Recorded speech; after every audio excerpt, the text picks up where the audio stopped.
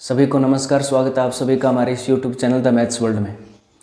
आज के इस वीडियो लेक्चर में हम ग्रेटेस्ट कॉमन डिवीज़र और लिस्ट कॉमन मल्टीपल की डेफिनेशन पढ़ेंगे और इनसे रिलेटेड हम कुछ थ्योरम्स करेंगे।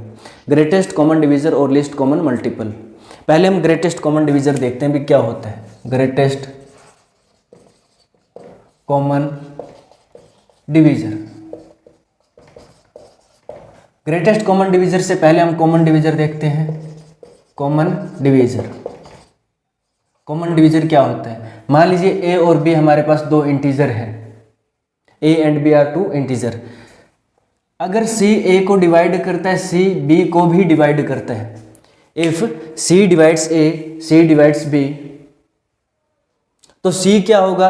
इन दोनों का कॉमन डिवीज़र होगा, क्योंकि सी दोनों को डिवाइड करता है। C will be common divisor of a and b. Greatest common divisor में क्या होगा? ग्रेटेस्ट कॉमन डिवीज़र क्या होगा? A positive integer d is said to be greatest common divisor of a and B.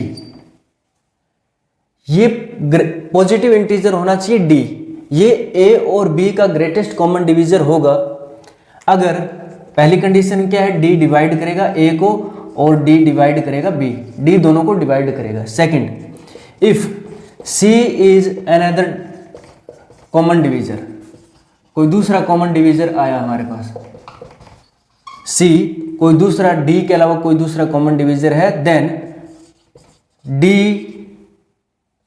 C divides D, C D को divide करेगा। A positive integer d is said to be greatest common divisor of a and b if d divide, d common divisor होना चाहिए। पहली बात तो ये आप देख लीजिए, डी क्या होना चाहिए? Common divisor. दूसरा, अगर कोई और कॉमन डिवीजर निकल कर आता है तो वो जो दूसरा कॉमन डिवीजर होगा वो डी को डिवाइड करे, तो डी क्या होगा? ग्रेटेस्ट कॉमन डिवीजर, यानी सबसे बड़ा common divisor, greatest common divisor. इसको हम डिनोट कैसे करेंगे? ए और बी का अगर हमारे पास ग्रेटेस्ट कॉमन डिवीजर है of A and B is denoted by A B, ऐसे हम डिनोट करेंगे। फॉर एग्जाम्पल,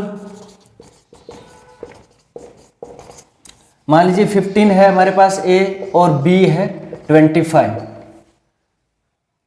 तो ग्रेटेस्ट कॉमन डिवीजर इनका क्या होगा? D विल बी 5, क्योंकि 5 इन दोनों का कॉमन डिवीजर है। कोई दूसरा कॉमन डिवीजर निकल के आएगा तो वो 5 को डिवाइड करेगा। This is greatest common divisor of 5। और एग्जांपल ले सकते हैं, मान लीजिए ए हमारे पास 6 है, बी है 12।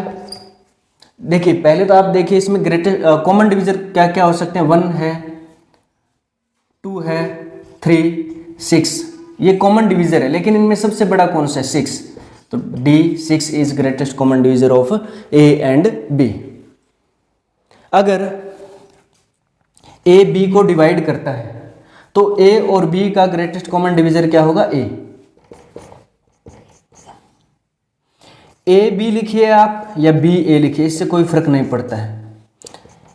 ए बी यानी ग्रेटेस्ट कॉमन डिवीजर हमेशा ग्रेटर देन और इक्वल टू 1 होगा। ये तो हमने डेफिनेशन में कह दिया भी a positive integer d, positive integer d वही ग्रेटेस्ट कॉमन डिवीजर बन सकता है। ये तो हुआ हमारे पास ग्रेटेस्ट कॉमन डिवीजर। अब हम लिस्ट कॉमन मल्टीपल की बात करते हैं। इससे पहले हम कॉमन मल्टीपल क्या होता है वो देख लीजिए आप। कॉमन मल्टीपल,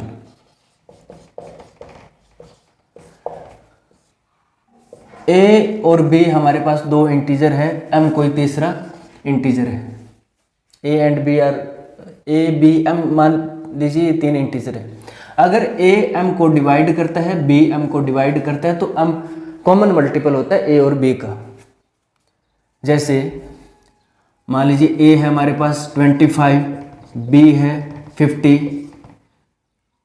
एम है 100, तो ए एम को डिवाइड करता है, बी एम को डिवाइड करता है, तो एम यहाँ पर क्या है? कॉमन मल्टीपल है।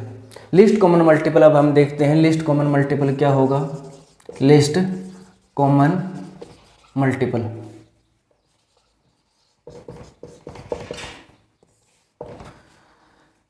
एम कोई इंटीजर है, पॉजिटिव इंटीजर। एम क्या है? Positive integer. ए और बी हमारे पास कोई दो इंटीजर है, तो m will B least common multiple of a and b। m least common multiple होगा a और b का अगर पहली कंडीशन क्या है, ए एम को डिवाइड करे, बी भी एम को डिवाइड करे।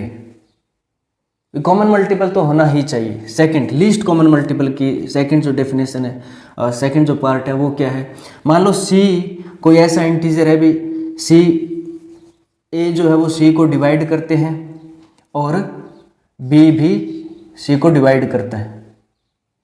अगर ऐसा है तो एम सी को डिवाइड करना चाहिए, तभी एम क्या बनेगा, लिस्ट कॉमन मल्टीपल बनेगा। जैसे यहाँ पर ए हमारे पास क्या है 25, b is equal to 50, m लेते हैं हम 50, तो ए जो है वो 50 को डिवाइड करता है, बी भी 50 को डिवाइड करता है।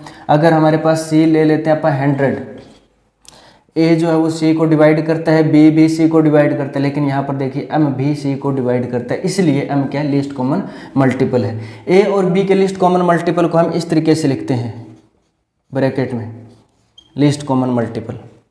ठीक है, ज़्यादातर हम ग्रेटेस्ट कॉमन डिवीजर के लिए जी सी डी यूज करेंगे और लिस्ट कॉमन मल्टीपल के लिए एल सी एम यूज करेंगे। ग्रेटेस्ट कॉमन डिवीजर और एल सी एम ये हम यूज करने वाले हैं। नोटेशन इनकी आपको पता चलेगी। तो इन दोनों में फ़र्क क्या है, लिस्ट कॉमन मल्टीपल और इनकी डेफिनेशन में एक बार मैं रिवाइज करवाता हूँ आपको।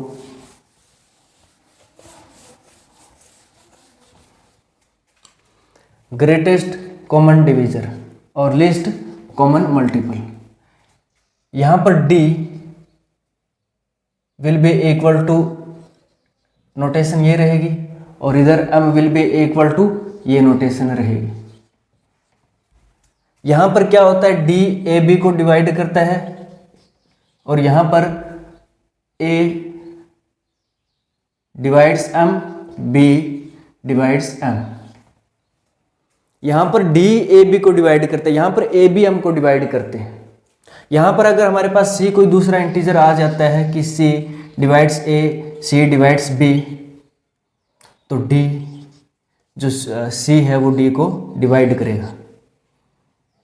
और यहाँ पर मान लीजिए C कोई ऐसा इंटीजर आता है such that A divides C, B divides C, तो M जो है वो C को डिवाइड करेगा। यहाँ पर C D को डिवाइड करता है, यहाँ M C को डिवाइड करता है। तो ये दोनों में डिफरेंस है डेफिनेशन में।